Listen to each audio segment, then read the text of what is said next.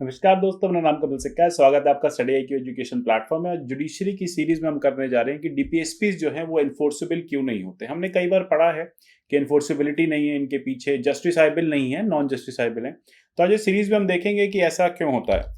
अगर आप state judiciary के एग्जाम्स की प्रिपरेशन कर रहे हैं तो आप हमारे प्रोग्राम्स कोर्सेज को परचेज कर सकते हैं। ये कोर्सेज जो हैं नीचे डिस्क्रिप्शन बॉक्स में दिए लिंक में आपको मिल जाएंगे, यहाँ से आप एक्सेस कर सकते हैं। प्रीलिम्स और मेंस दोनों तरह की जुडिशरी के लिए कोर्सेज डिजाइन किए गए हैं, तो ये आपके लिए काफी बेनिफिशियल हैं। इसके अलावा आप स्टडी IQ पे विभिन्न माध्यमों से हमसे जुड़ सकते हैं। इसके PDF आप मेरे टेलीग्राम चैनल @कपिल लाइव से डाउनलोड कर सकते हैं। आप मुझे @कपिल सिक्का ट्विटर हैंडल पे भी फॉलो कर सकते हैं।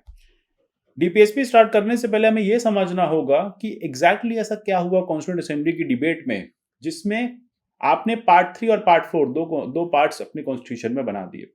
अगर मैं आपसे कॉन्स्टिट्यूशन असेंबली की डिबेट की बात कहूं तो अम्बेडकर का यह मानना था कि बहुत सारे राइट्स हमें अभी अपने सिटीजन्स को देने हैं।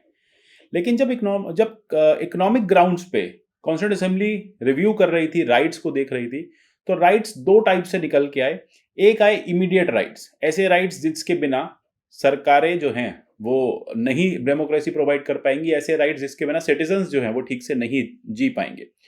तो इसी तरह के उन राइट्स को या सारे ग्रुप ऑफ राइट्स को बाइफर्केशन कर दिया गया दो पार्ट्स में। एक हमने बना दिया फंडामेंटल राइट्स, जो इमीडिएट सरकार की हमने ड्यूटी बना दी कि ये तो आपको देना ही देना है। दूसरा हमने बना दिया डायरेक्टिव प्रिंसिपल, कि सरकार को हमने निर्देश दे दिए, पार्लियामेंट को निर्देश दे दिए कि आने वाले समय में जब जब आपके पास इकोनॉमिक रिसोर्सेज हो, आपके पास पैसा हो, संसाधन हो, तो ये सारे राइट्स भी आप दे देना। तो इसी तरह से चैप्टराइजेशन को डिफर करते हुए हमने एक नया चैप्टर बनाया, directive principle of state policy. लेकिन ये हमने खुद से नहीं किया, ये इंडिजिनस नहीं है, ये ऐसा पहली बार भारत में नहीं हुआ, ये हमने आयरिश कॉन्स्टिट्यूशन से लिया। आयरलैंड ने भी अपने कॉन्स्टिट्यूशन में ऐसा ही कुछ लिखा था। तो अगर हम directive principle of state policy को बाइफर्केट करें तो उसका मतलब आता है कि ऐसे प्रिंसिपल्स स्टेट पॉलिसी के, मतलब जब राज्य पॉलिसीज बनाती हैं तो इन सब बातों को, निर्देशों को ध्यान में रखे। इसलिए कह दिया गया डीपीएसपी क्या गाइडलाइन है स्टेट को कि जब जब समय पड़े तब तब आप, जब जब आपको लगे कि आपके पास रिसोर्सेज पर्याप्त मात्रा में आ गए हैं, आप इन सब बेनिफिट्स को अपने सिटीजन्स को दीजिए। लेकिन वहीं दूसरी तरफ सिटीजन्स को यह कहा गया कि आप डीपीएसपी को डिमांड नहीं कर सकते, क्योंकि अगर आप अभी इमीडिएटली डीपीएसपी डिमांड करने लग जाएंगे तो फिर डीपीएसपी और फंडामेंटल राइट्स में कोई डिफरेंस नहीं बचेगा। तो इसी के चलते अम्बेडकर ने यह कहा कि डीपीएसपी जो है वो बहुत एक नया फीचर है हमारे कॉन्स्टिट्यूशन का। डीपीएसपी जो है वो सोशियो इकोनॉमिक प्रिंसिपल्स के लिए जरूरी है, सोशियो इकोनॉमिक डेमोक्रेसी के लिए जरूरी है, और एक वेलफेयर स्टेट बनाने के लिए भी डीपीएसपी का बहुत इंपॉर्टेंट रोल है। लेकिन क्योंकि हम जानते हैं हमारी सरकारों के पास अभी इतना पैसा नहीं है कि वो राइट टू एजुकेशन दे पाए, राइट टू वर्क दे पाए और इस तरह के अन्य राइट्स दे पाए या पंचायती राज स्टैब्लिश कर पाए, तो इसलिए अभी हम डीपीएसपी में ये सारे प्रोविजंस लिख के जा रहे हैं। जब सरकार के पास रिसोर्सेज आएंगे तो वो उनको फंडामेंटल राइट की तरह ट्रीट कर ले या उनको इंप्लीमेंट कर दे। इसलिए एक गाइडलाइन, एक निर्देश छोड़ दिया गया आने वाली सरकारों के लिए कि आप जब भी अपनी स्टेट पॉलिसीज बनाएं, जब भी आप लॉज बनाएं, सोशियो इकोनॉमिक पॉलिसीज बनाएं, तो इन बातों को जरूर ध्यान में रखें। वो बातें आर्टिकल 37 से लेके आर्टिकल 51 तक लिख दी गई। अब डीपीएसपी को, जैसा मैंने आपको बताया कि कॉन्स्टिट्यूशन मेकर्स ने दो पार्ट्स में डिवाइड कर दिया, टोटल राइट्स के फिनोमिनन को दो पार्ट्स में डिवाइड कर दिया। एक आपको बता दिया जस्टिसाइबल राइट्स, इसको हमने फंडामेंटल राइट्स के चैप्टर में डाल दिया। दूसरा आपको बता दिया नॉन जस्टिसाइबल राइट्स, इसको हमने डीपीएसपी में डाल दिया। फंडामेंटल राइट्स एक नेगेटिव ऑब्लिगेशन है स्टेट के ऊपर, उसमें कहा जाता है कि स्टेट ये सब नहीं करेगी, स्टेट इंश्योर करेगी कि राइट टू लाइफ होगी, स्टेट सिटीजन के डोमेन में स्टेप इन नहीं करेगी। तो ये सारी चीजें यहां पे फंडामेंटल राइट्स में डाली गई। अच्छा, बाकी कुछ पॉजिटिव ऑब्लिगेशंस दिए गए कि स्टेट ये सारी चीजें करेंगी, यानी स्टेट की जब जब स्टेट को लगेगा कि रिसोर्सेज आ गए हैं, अब समय आ गया है, तो स्टेट लोगों का वेलफेयर करेगी। तो इसलिए हम कहते हैं कि डीपीएसपी जो है वो एक पॉजिटिव ऑब्लिगेशन है स्टेट के ऊपर, एक पॉजिटिव कॉनोटेशन है स्टेट के ऊपर, जिसमें स्टेट को कहा जाता है कि ये सब करो।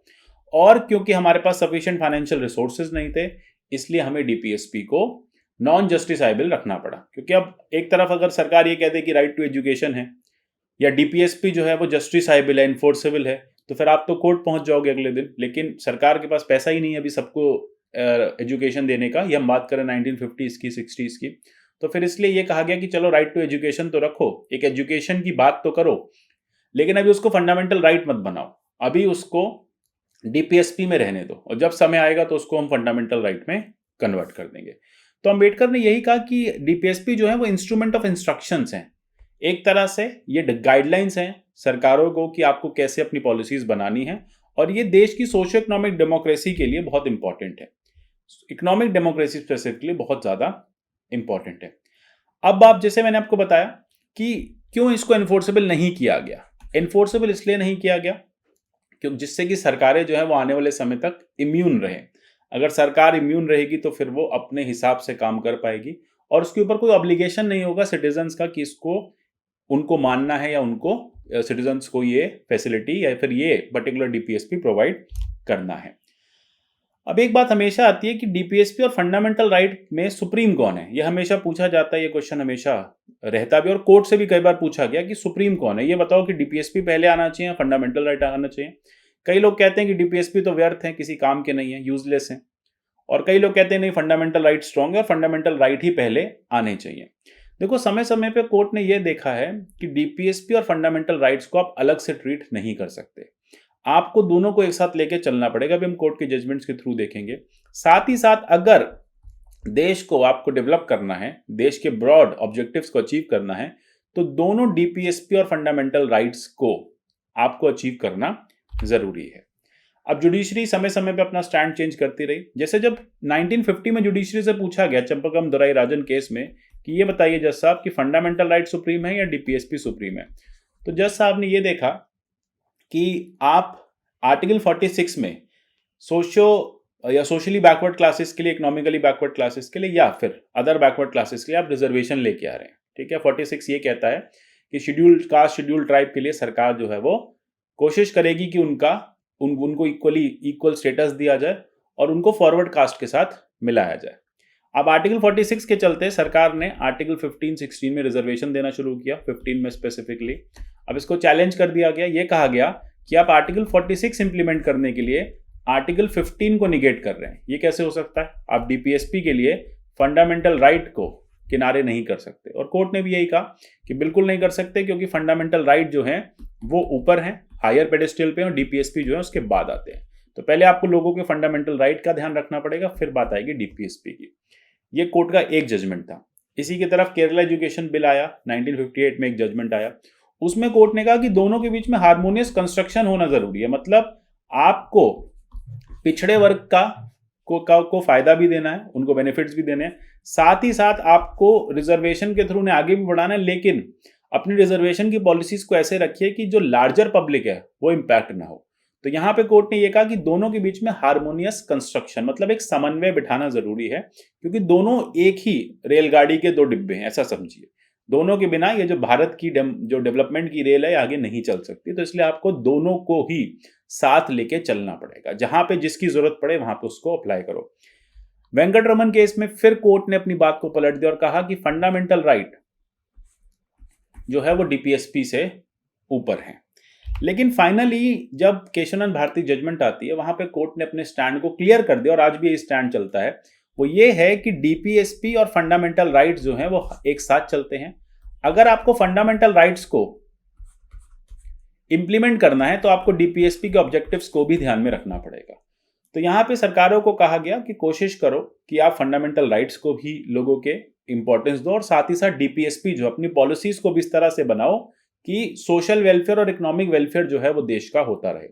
मिनेर्वा मिल्स केस में भी फिर से कोर्ट ने हार्मोनियस कंस्ट्रक्शन की बात की। बोले आप अलग अलग अगर दोनों को इंप्लीमेंट करने की कोशिश करोगे तो हमेशा दिक्कत आएगी।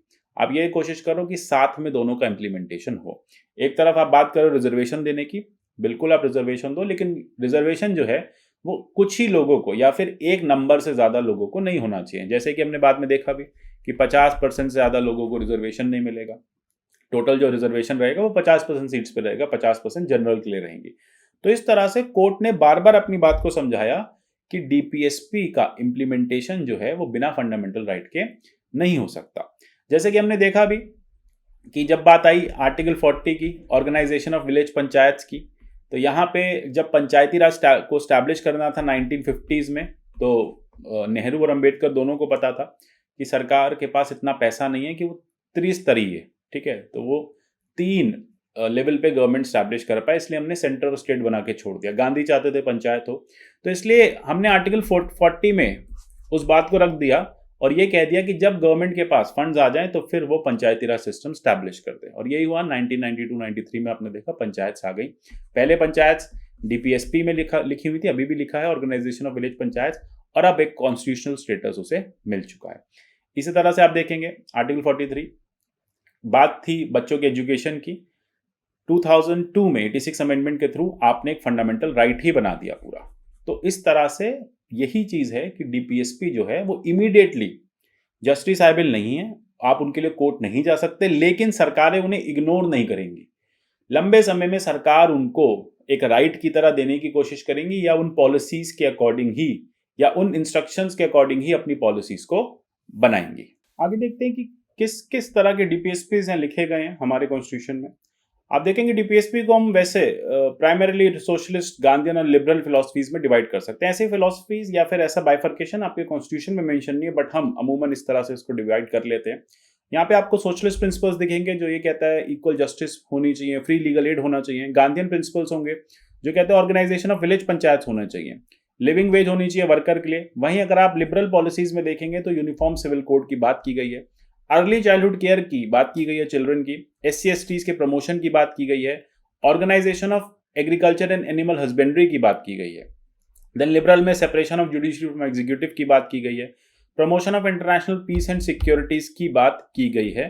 तो इस तरह से जो आपके डीपीएसपीज हैं, हमने बहुत सारे डीपीएसपीज इस तरह से बाइफर्केशन के थ्रू पढ़े हैं और समझे हैं।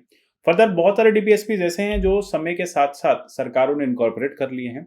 और इसके अलावा अगर क्वेश्चन कभी यह आता है कि क्या डीपीएसपी को अमेंड किया जा सकता है, तो बिल्कुल डीपीएसपी अमेंडेबल है। जैसे फंडामेंटल राइट अमेंड हो सकते हैं, ऐसे डीपीएसपी को भी अमेंड किया जा सकता है, और इसको कई बार अमेंड किया भी गया है। लेकिन इसके अमेंडमेंट के लिए एक बात याद रखिएगा कि आपको स्पेशल मेजोरिटी चाहिए दोनों हाउसेज में पार्लियामेंट के, तभी डीपीएसपी अमेंड हो पाएंगे। देखो बहुत इंपॉर्टेंट कोर प्रिंसिपल है ये कॉन्स्टिट्यूशन का, इसलिए इसको इजीली अमेंड या फिर इसको बहुत स्ट्रेट अवे अमेंडमेंट की पावर नहीं दी गई, प्रोसीजर नहीं दिया गया। इसका प्रोसीजर थोड़ा सा डिफिकल्ट है, special majority of both the houses of parliament से ये हो पाएंगे। अब हमने देखा पोस्ट इंडिपेंडेंस इंडिया में बहुत सारे डीपीएसपीज को कई बार अमेंड किया गया। अगर हम बात करें, पहली बार 42nd अमेंडमेंट लाया गया था इंदिरा गांधी द्वारा, जिसमें चेंजेस किए गए, कुछ नए डीपीएसपीज ऐड किए गए, जैसे equal justice, free legal aid की बात की गई। तो इस तरह से हमने सोशलिस्ट पैटर्न ऑफ डीपीएसपीज को ऐड किया। इसी के बाद 44th अमेंडमेंट आता है। 44th अमेंडमेंट में आपने इक्वालिटी और जस्टिस को या इनकम लेवल को या इनइक्वालिटी को कम करने के लिए अमेंडमेंट किया। साथ ही साथ हमने 73rd अमेंडमेंट किया, वो हमने कॉन्स्टिट्यूशनल स्टेटस दिया पंचायत को, जो पहले डीपीएसपी में थी। आर्टिकल 40 में उनको कॉन्स्टिट्यूशनल स्टेटस दिया। 86th अमेंडमेंट आया 2002 में, जिसने आर्टिकल 45 को 21A में कन्वर्ट कर दिया। ठीक है, तो जहां पे कहा गया था कि जहां पर आप देखेंगे एक तरह से बच्चों के लिए एजुकेशन की बात की गई है, बच्चों के डेवलपमेंट की बात की गई है, तो उसको राइट टू एजुकेशन के थ्रू हमने आर्टिकल 21A में डाला है। इसी के साथ साथ अभी 97th अमेंडमेंट आया था 2011 में, जिसमें हमने एक नया डीपीएसपी ऐड किया था। वो था कि सरकारों का या गवर्नमेंट्स का दायित्व होगा कि वो कोऑपरेटिव सोसाइटीज को बनाने में हेल्प करेंगी। तो इस तरह से आप देखेंगे कि डीपीएसपीज जस्टिसाइबल नहीं है, डीपीएसपीज को आप एनफोर्स नहीं कर सकते, लेकिन उनकी भी इंपॉर्टेंस उतनी ही है जितनी फंडामेंटल राइट्स की है। और अलग अलग केसेस में कोर्ट भी कह चुका है कि दोनों को हैंड इन हैंड अप्रोच के साथ लेके चलो, हार्मोनियस कंस्ट्रक्शन की अप्रोच के साथ लेके चलो, क्योंकि दोनों ही पार्ट एंड पार्सल हैं डेमोक्रेटिक सेटअप के। तो आशा करता हूं टॉपिक आपको समझ में आया होगा। मिलेंगे ऐसे ही किसी अगले टॉपिक में, तब तक के लिए goodbye, take care and God bless you all.